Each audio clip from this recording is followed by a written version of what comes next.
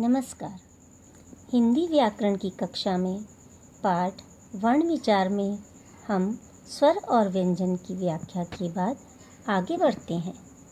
हम अब विचार करेंगे मात्रा पर। हम सभी जानते हैं कि स्वर दो प्रकार से प्रयोग किए जाते हैं, अपने मूल रूप में और व्यंजन के साथ। तो मात्रा व्यंजन के साथ जुड़ने पर स्वर का रूप बदल जाता है। इन्हीं स्वरों के परिवर्तित रूप को हम मात्रा कहते हैं। हिंदी वर्णमाला में 10 मात्राएं होती हैं। अस्वर की मात्राएं नहीं होती। मात्रा का विवरण आगे इस प्रकार है। स्वर अ, मात्रा चिन्ह नहीं होता। मात्रा का प्रयोग क धन अ क। शब्द में प्रयोग कलम पकड़। आगे आ, मात्रा चिन्ह खड़ी पाई। मात्रा का प्रयोग क में आ की मात्रा और उदाहरण काका, चारा आदि। आगे छोटी ई, छोटी ई का मात्रा चिन्ह खड़ी पाई और ऊपर वक्र। मात्रा का प्रयोग क में छोटी ई की मात्रा और उदाहरण किस गिर। बड़ी ई, मात्रा चिन्ह और मात्रा में प्रयोग क में बड़ी ई की मात्रा और उदाहरण कीचड़, कीमती। छोटा ऊ, छोटा ऊ में मात्रा का चिन्ह व्यंजन के नीचे, मात्रा प्रयोग क में छोटा ऊ, उदाहरण कुछ, चुप आदि। बड़ा ऊ, मात्रा चिन्ह व्यंजन के नीचे, मात्रा का प्रयोग क में बड़ा ऊ और उदाहरण कूच, बूझ आदि। रे, मात्रा चिन्ह व्यंजन के नीचे, मात्रा का प्रयोग क में री, उदाहरण कृपया, गृह आदि। ए, मात्रा का प्रयोग व्यंजन के ऊपर, क में ए की मात्रा केला, केरल, बेला आदि। ऐ, ऐ में दो मात्राएं व्यंजन के ऊपर, मात्रा का प्रयोग क में ऐ की मात्रा, उदाहरण कै, भैया, कैसा आदि। ओ, ओ में मात्रा का चिन्ह व्यंजन के आगे खड़ी पाई और ऊपर एक मात्रा, मात्रा का प्रयोग क में ओ की मात्रा, उदाहरण कोटर, तोता, मोना आदि। स्वर औ, मात्रा का चिन्ह ओ की मात्रा की तरह ऊपर लेकिन दो मात्राएं और क में औ की मात्रा, उदाहरण कौन, चौड़ा आदि। इस तरह से 10 मात्राएं स्वरों की होती हैं।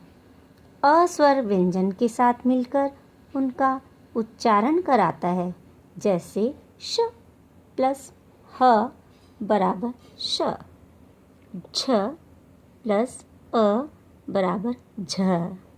तो यह है मात्राओं का विवरण एवं प्रयोग।